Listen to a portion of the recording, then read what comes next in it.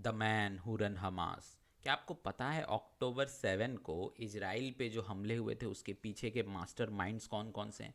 आज आपको मैं ऐसी हैरत अंगेज स्टोरीज लेके आऊँगा ना, इन सब जो हमास को रन कर रहे हैं या जिन्होंने फाउंड किया था, कैसे हमास इतना बड़ा ऑर्गेनाइजेशन हुआ, वर्ल्ड लेवल पे ऐसे खतरनाक हुआ, और उनके पीछे के जो चेहरे हैं, रियल चेहरे, originals, right, not fake, with चेहरा, और उनकी पूरी हिस्ट्री आपको बताऊंगा। और उनकी क्या खूंखार कहानी रही है, किस वजह से वो इतने खतरनाक बने, ये सब कुछ हम जानेंगे इसी वीडियो में। ओके, जैसे कि आपको मैं डेमो दूं कि क्यों जो हमास के फाउंडर थे उसको पॉइजन दे दिया था इसराइल ने, लेकिन उसके बाद भी नेतन्याहू को एंटीडोट भी देना पड़ गया। क्या थी इसकी वजह? इस तरह की कई कहानियां कि 22 साल इसराइल की जेल में रहकर वहां से निकल के कोई हमास का लीडर कैसे बन गया। ओके, और कोई अपने परिवार की मौत का बदला लेने के लिए सुसाइड बॉम्बिंग का, जिसको मास्टरमाइंड माना जाता है, वो कैसे बना। तो देखते हैं ऐसी कई हैरत अंग्रेज नहीं, हैरत अंगेज कहानियां इस वीडियो में। तो चलिए शुरू करते हैं। तो सबसे पहले देखो, ये जो अभी हमास के लीडर है, ओके, याहा सिनवर, ओके, उसके बाद हम जानेंगे मोहम्मद दैफ की कहानी। ये क्यों, जैसा मैंने आपको बताया, एक एक करके सबको डिकोड करेंगे, सबकी कहानी देखेंगे। और ये इस्माइल हनिया एंड फिर लास्ट में खालिद मिशेल, सबको डिकोड करेंगे। ये इनके जो है ना रियल चेहरे हैं। ओके, तो चलो स्टार्ट करते हैं। जैसे सबसे पहले जो अभी 2017 से जो हमास के लीडर है, राइट, याहा सिनवर, इन्होंने ही 22 साल इसराइल के जेल में रहे, फिर वहां से कैसे निकले और कैसे यहां तक पहुंचे, इसको हम आगे देखेंगे। बट पहले मैं आपको सबके इंट्रो दे दूं। और दूसरे नंबर पे हैं इस्माइल हनिया, जो फाउंडिंग मेंबर माने जाते हैं हमास के। ओके, और ये अभी जो हैं, ये पॉलिटिकल ब्यूरो के चेयरमैन है हमास के, और अभी जो है ये कतार में रह रहे हैं, ऐसा इसराइल का कहना है। इसराइल का मानना है, ये सारी चीज़ें जो है इसराइल ने के जो डिफेंस मिनिस्टर है उन्होंने कही है इन चारों के बारे में। ओके, और ये जो है मोहम्मद दैफ, ये है अल कसाम ब्रिगेड के लीडर। ओके, ये जो है इसराइल की किल लिस्ट में 2000 से हैं, और इनको ऐसा माना जाता है, जैसे हिंदी में हम लोग बोलते हैं ना, एक कहावत है पुरानी कि बिल्ली को 9 जीवन मिलता है, 9 लाइफ होती है, और इंग्लिश में भी उसको प्रूव है, ए कैट विथ 9 लाइव्स, मतलब इन पे इतनी बार हमला हुआ लेकिन ये हर बार बच गए। जैसे कि एक बार इनकी एक आंख चली गई थी, जैसे आपने पायरेट्स ऑफ कैरिबियन में देखा होगा ना, वैसे ही इनको जो है, इनके भी आंख पे जो है, अगर आप इमेजिन करोगे, सेम उसी तरह से इन्होंने भी अपनी एक आंख खो दी थी। और 2006 में भी सीरियसली इंजर्ड हुए एक दूसरे अटैक में, और 2014 में जो है इसराइल ने के अटैक में जो है इनकी फैमिली, इनकी बीवी बच्चों की मौत हो गई थी। तो इसके बाद ये और ज़्यादा खतरनाक हो गया। ओके, एंड देखो, ये मेरा कहना नहीं है, ये किसका कहना है, इजरायली डिफेंस मिनिस्टर जो हैं योव गैलेंट, उन्होंने अक्टूबर 7 के हमले के बाद जो है ये सारे बयान दिए और रेफर किया हमास को, जो कि इस्लामिस्ट मिलिटेंट ग्रुप है, राइट। और उनका ऐसा कहना है कि उनकी, ऐसा कहा जाता है कि उनकी जो ऑफिस है वहाँ पे जो है ना पोस्टर लगे हुए हैं इन चारों के, इन चारों हमास कमांडर्स के, at the top of the pyramid are Hamas high command, जैसे कि मैंने बताया आपको। और उसके साथ साथ मोहम्मद दैफ हो गए, याहा सिनवर हो गए, इन सब के साथ साथ जो है उन बाकी दोनों लोगों की भी फोटो लगा के रखी गई है, जो कि सैडो कमांडर बोलते हैं, जिन्होंने सेवरल असैसिनेशन अटेम्प्ट जो है पास्ट में बच गया वो, जैसे माना जाता है। और इसी को, मोहम्मद दैफ को ही असली मास्टरमाइंड माना जाता है अक्टूबर 7 वाले हमले का, जिसमें 1200 इजरायलीज जो हैं उनकी डेथ हो गई थी। और इसराइल का मानना है कि बिना, देखो, अभी ये प्लान हुआ तो बिना लीडर के कैसे प्लान होगा, तो लीडर बोले तो यहाँ सिनवर ये भी इसमें शामिल रहा होगा, ऐसा इसराइल का मानना है। और सबसे बड़ी बात यह है कि सिनवर और डेफ जो है वो जो अपने ऑपरेशंस हैं वो गाजा के अंदर ही रह के चला रहे हैं, मतलब वहीं पे रहते हैं और वहीं से रन करते हैं। लेकिन जो हमास का ओवरऑल ऑर्गेनाइजेशनल चीफ है इस्माइल हनिया, जैसे मैंने आपको बताया था, और खालिद मिशेल, ये दोनों जो है ना, ये फाउंडिंग मेंबर्स हैं हमास के पॉलिटिकल ब्यूरो के, और फॉरमन पहले जो हैं हमास के ये चेयरमैन भी रह चुके हैं, और जो है बहुत ही की लीडर हैं with in the Islamist movement. और ये दोनों जो हैं अभी फ़िलहाल, ऐसा इसराइल का मानना है कि कतर में रहते हैं और वहाँ से जो है ऑपरेशन हैंडल करते हैं। ओके, तो चलो अब शुरुआत करते हैं, एक एक की कहानी को डिकोड करते हैं। तो सबसे पहले जो अभी एट प्रेजेंट लीडर हैं हमास के, याहा सिनवर, उनके बारे में जानते हैं थोड़ा सा। तो इसराइल के डिफेंस मिनिस्टर ने अक्टूबर 7 के हमले के बाद उसको क्या घोषित किया कि अ डेड मैन वॉकिंग। अब बोले तो इसको सिंप्लीफाई करें अगर हम लोग, तो मतलब कि ये आदमी चल तो रहा है लेकिन डेड मैन बोले तो विजिबल नहीं है, क्योंकि इसको अक्टूबर 7 के बाद किसी ने नहीं देखा है पब्लिक में। और इजरायली ऑफिशियल्स का मानना है ऐसा कि ये जो सिनवर जो है मस्ट बी हाइडिंग, कि किसी न किसी बंकर में छुपा हुआ है, और इसी को कैप्चर करना या मारना जो है इजराइल का जो है अल्टीमेट गोल है, और जिससे जो है गाजा पे इजराइल इतने हमले कर रहा है, जिसमें ऑलमोस्ट मोर देन 15,000 लोगों की जान जा चुकी है, जिसमें जो है majority of them women and children जो है ऑलरेडी मर चुके हैं, राइट। और यहाँ सिनवर की जो कहानी है वो कुछ इस तरह से है कि वो रिफ्यूजी कैंप में जन्म हुआ था। कहाँ पे? Khan Younis in southern Gaza में इसका जन्म हुआ। और ये जो है जब जन्म लिया तो ये जो ग्रो हुआ वो कब हुआ? जब जो है उस एरिया में इसराइल का ऑक्यूपेशन था, मतलब उस समय इसराइल के अंडर था।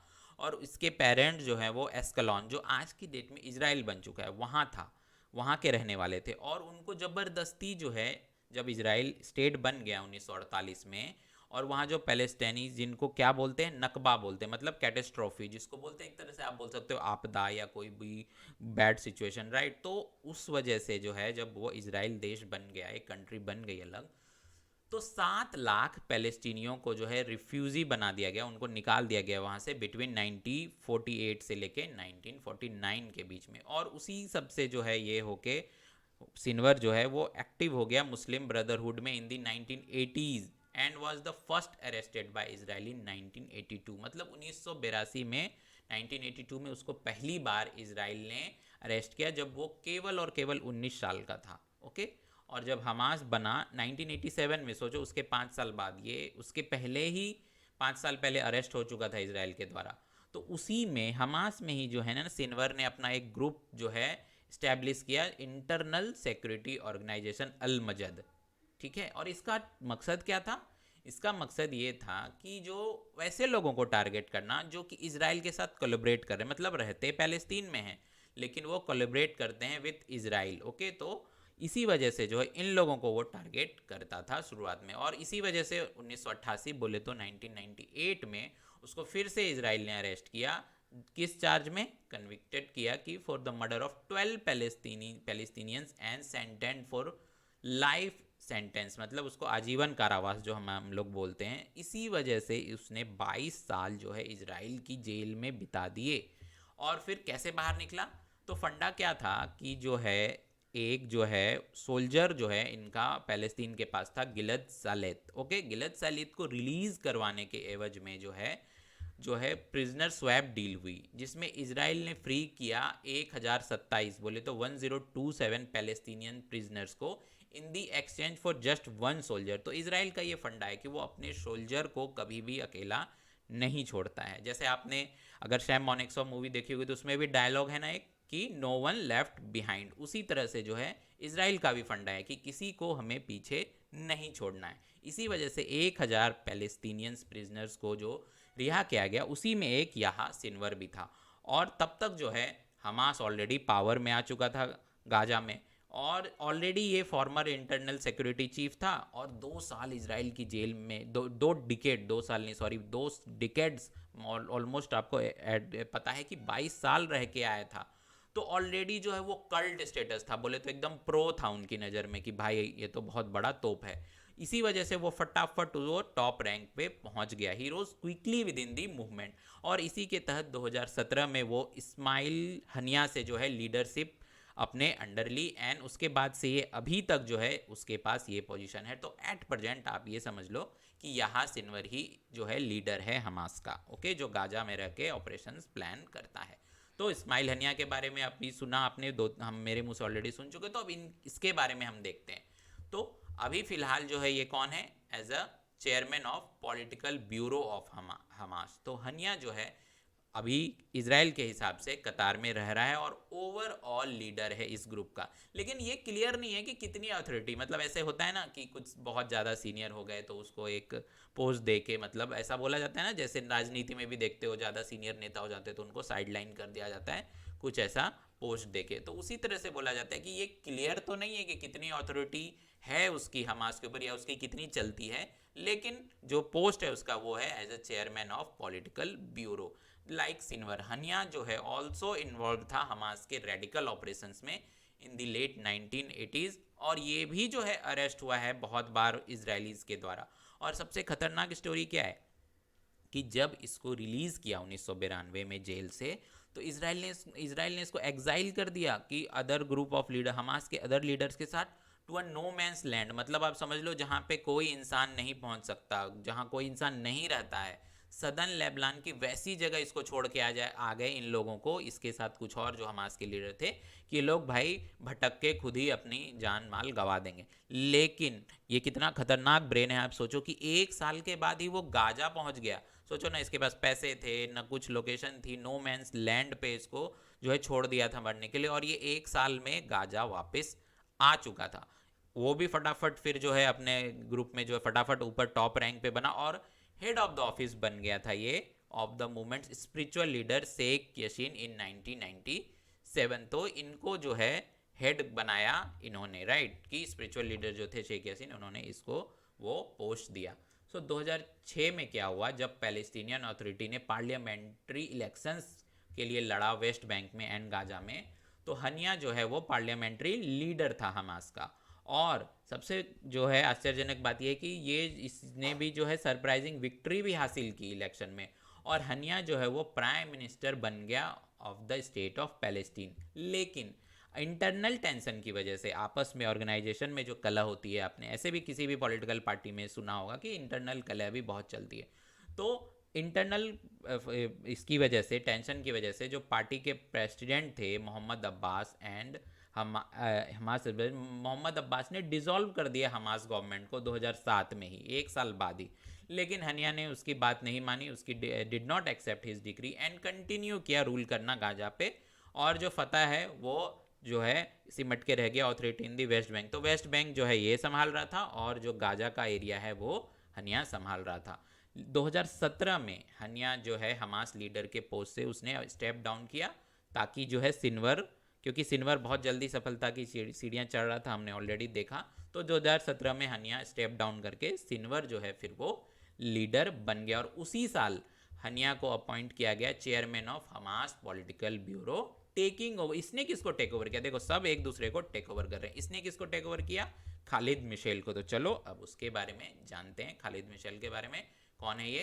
तो one of the founder of Hamas, ये यही है, यहाँ पे मैं आपको बताऊंगा वो खतरनाक स्टोरी, ध्यान से सुनना। तो one of the founders of Hamas Khaled Meshaal, जो वेस्ट बैंक के एरिया में ही जन्म हुआ था, जिसका 1956 में, वो इसराइल की हिट लिस्ट में बहुत लंबे समय से है। सोचो 1997 में, सोच रहे हो कितने साल पहले, जब मिशेल जॉर्डन में रह रहा था, तो मोसाद आपको पता है बहुत ही खतरनाक एजेंसी, आपने जरूर सुना होगा, राइट।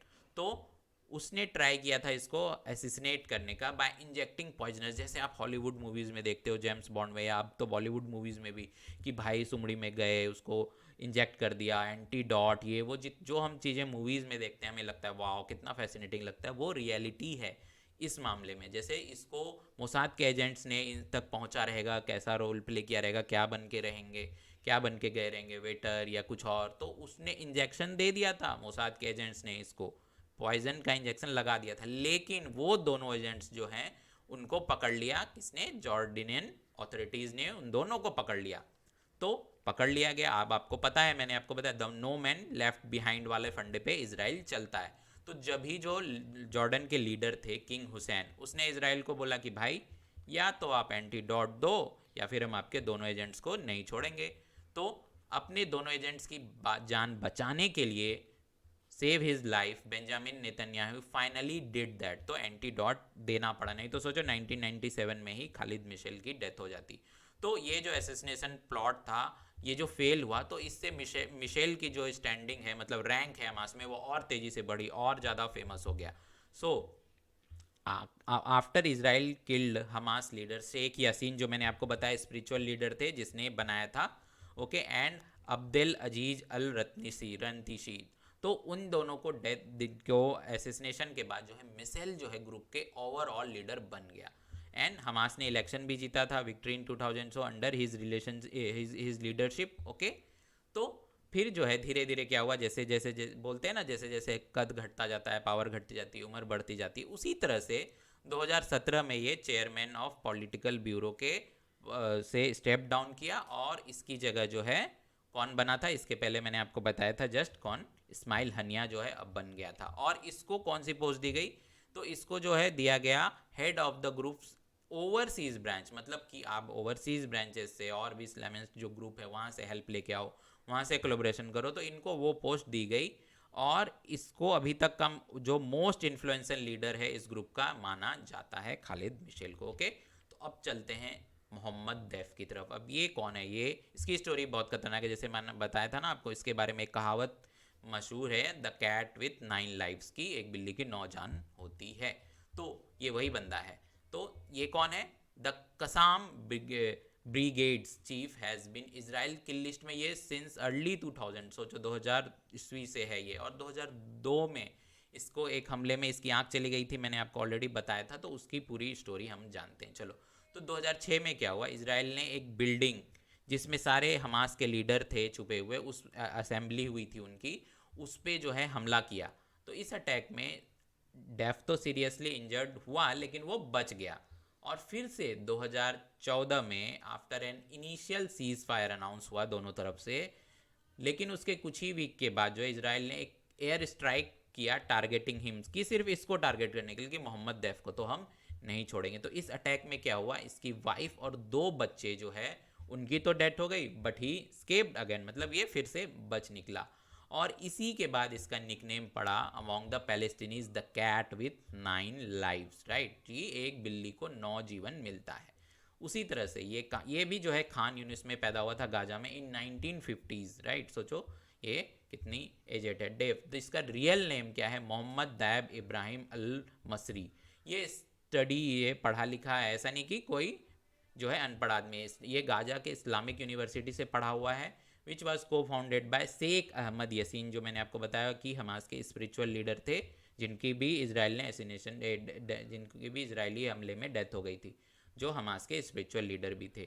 तो ये एक्टिव मेंबर बन गया उसके बाद डेफ की मुस्लिम ब्रदरहुड का। एंड जब हमास फाउंड हुआ, एंड आफ्टर द फर्स्ट इंतिफाडा, इंतिफादा क्या होता है कि पहली बार जब अटैक हमला किया जब इसराइल के ऊपर हमास ग्रुप ने, राइट, तो ये 1987 में हुआ था। तब जो है दैफ ने ज्वाइन कर लिया न्यू इस्लामिस्ट मूवमेंट जो हमास का था। एंड इसी सब के बीच में जो है वो briefly arrested by the Israelis, right. And उसके बाद जो है सेवरल अटैक्स हुए 1990s में, वो धीरे धीरे अपनी रैंक पे जो है अपना रैंक बढ़ाता गया, और 2002 में at the height of the second, जब दूसरी बार जो है तगड़ा हमला किया हमास ने इसराइल के ऊपर, तो इसको जो है अपॉइंट किया गया as the head of the Qassam brigade. Okay, and after its leader Salah Sehed was killed by Israel, named after Izz Addin al Qassam, इसी के नाम पे जो है कसाम ब्रिगेड पड़ा। ओके, जो इस्लामिक प्रीचर थे जिन्होंने वायलेंट जो है रेसिस्टेंट किया था against British colonist and Zionist settlers in historic Palestine, and was killed in 1935 में। तो ये जो था वो इन्वॉल्व था कि ऑन इजरायली ट्रुप्स पे हमले के ऊपर, और एज वेल एज सिविलियंस के ऊपर भी हमला करते थे। तो आफ्टर डेफ जो है, डेफ ने टुक ओवर किया इसको अल कसाम को, तो उसने जो है क्या किया, जो मैंने आपको बताया कि इसने जो है सुसाइड बॉम्बिंग को अपना मेन हथियार बनाया, और इसी के तहत होस्ट किया इसने सुसाइड अटैक्स इनसाइड इजराइल, इसीलिए इसको बोलते हैं कि सुसाइड बॉम्बिंग का मास्टर माइंड है। And Israel holds him personally responsible for the death of many of its citizen. तो इसराइल का ऐसा मानना है कि यही बंदा है जो मेन सबसे ज़्यादा रिस्पॉन्सिबल है इस अक्टूबर 7 के हमले के पीछे। और यूएस ने भी इसको डेजिग्नेट किया, यूएस ने भी इसको घोषित किया कि भाई ये एक टेररिस्ट है, ये एक आतंकवादी है। तो 2015 में यूएस स्टेट डिपार्टमेंट ने कहा कि Deif is known for deploying suicide bombers and directing the kidnapping of Israeli soldiers, की इन सोल्जर्स इन सब के पीछे जो है इसी का माइंड है, इसी का भेजा है। तो 2014 के कॉन्फ्लिक्ट में जब डेफ मास्टर माइंड था हमास की ऑफेंसिव स्ट्रेटजीज का, Hamas does not comment about his whereabouts और हेल्थ, मतलब तब से जो है इसकी हेल्थ, ये जिंदा है मर गया, कोई जो है इसके बारे में इंफॉर्मेशन नहीं है। लेकिन but both his admirers and detractors says Deif is fully in control, की वो अभी भी जो है अल कसाम का जो है सर्वे सर्वा है, बोले तो सब कुछ है, उसी का जो है मास्टरमाइंड, उसी के हिसाब से जो है ये अलकसाम जो है चल रहा है। ओके, तो ये थी इन चारों की कहानी। किन की? The man who run Hamas. ये जो चार चेहरे थे जो मैंने आपको एक एक करके बताया, यहा सिनवर, मोहम्मद दैफ, इस्माइल हनिया और खालिद मिसेल। तो बताओ आपको ये इसमें से किसी के बारे में कुछ पता था? नहीं पता था तो ये वीडियो, ये केस स्टडी आपको कैसी लगी कमेंट करके बताना। और इसी तरह की in depth in detail case studies के लिए हमारे चैनल को सब्सक्राइब कर लेना।